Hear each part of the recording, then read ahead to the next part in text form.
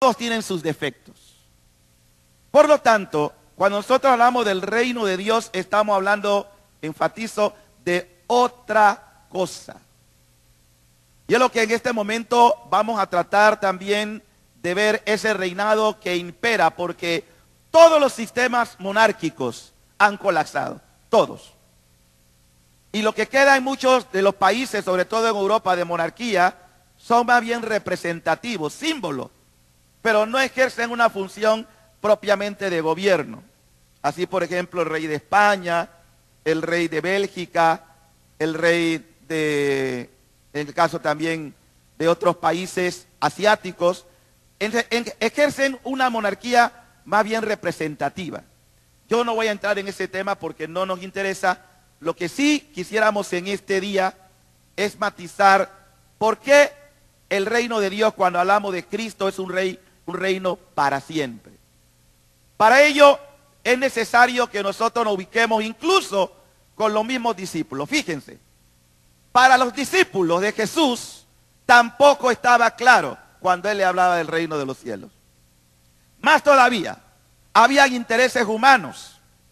Hoy, 25 de julio, celebramos la fiesta, bueno, en España es una solemnidad, a pesar de ser domingo, de Santiago el apóstol, que todo indica pues de que realmente evangelizó España.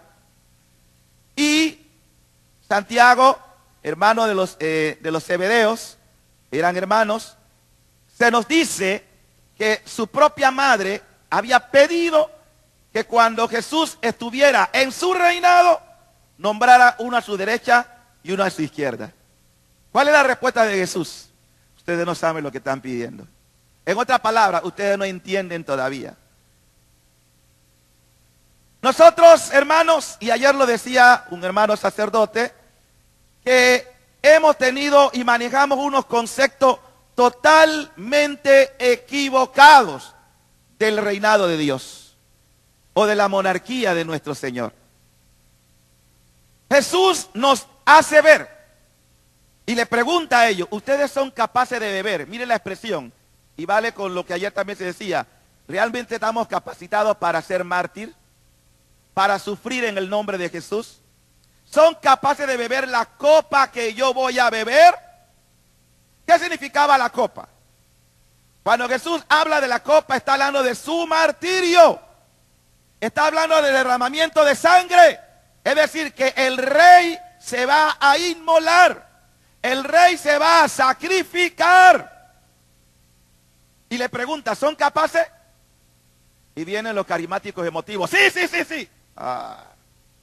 Somos muy rápidos para responder sin medir la respuesta. Dios no quiere de nosotros solo emociones. Dios quiere convicciones.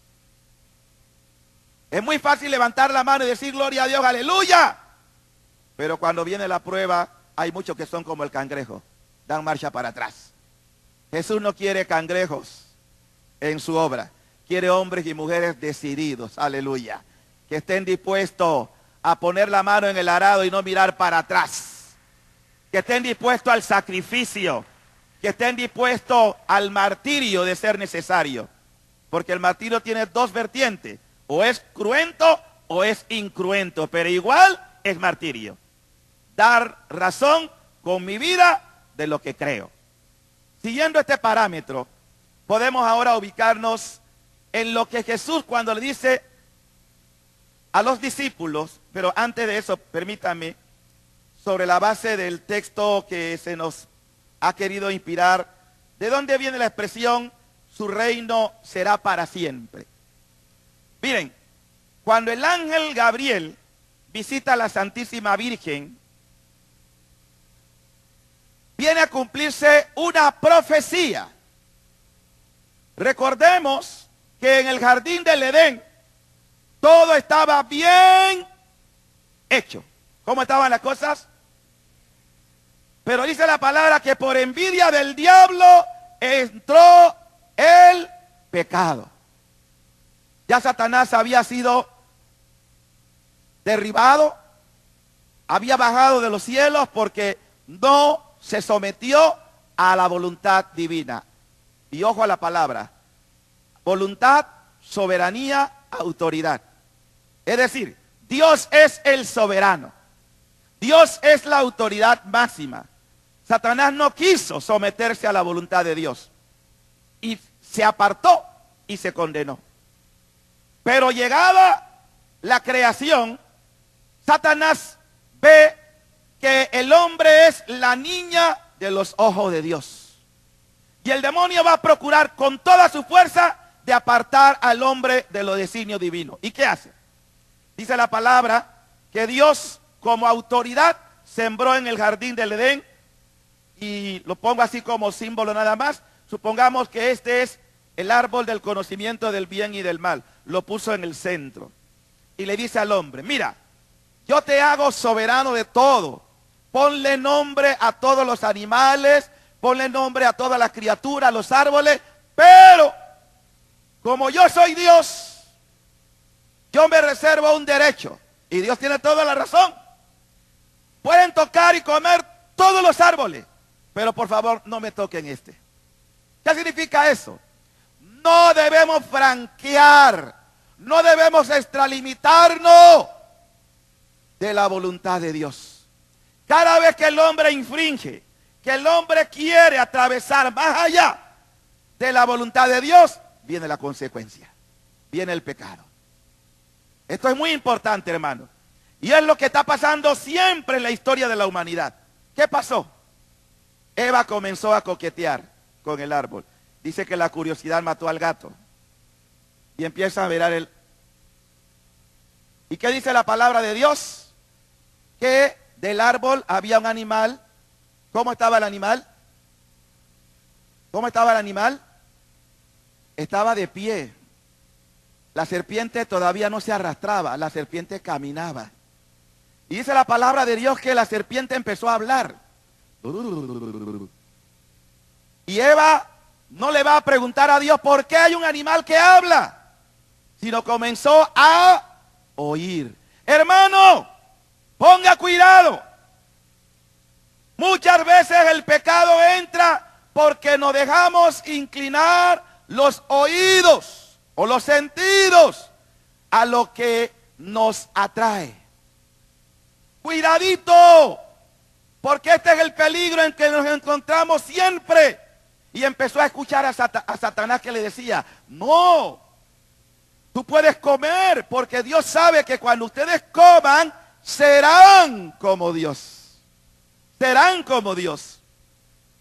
Eva no consulta a su esposo.